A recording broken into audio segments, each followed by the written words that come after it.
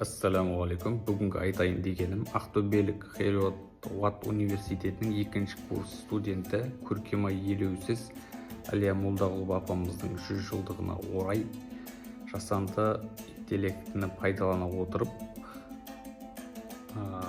комикс жасаған. Комикс болғанда жалпы жасөспірімдерге, бастауыш сынып жастарға патриотизмді ояту мақсатында жасалған бір жаңашылдық дүние деп қабылдауға болады. Маған ұнады өте. Ол қарындасыммен сөйлесіп, еңбегін көрдім, алдым, дәстері көрсетем. Осындай бір жаңа дүниелерді пайдалана отырып, патриотизмді күшейту мақсатында жаңа дүниелер жасала берсе, өте керемет, өте жақсы деп білем. Қолдауға тұрарлық дүние.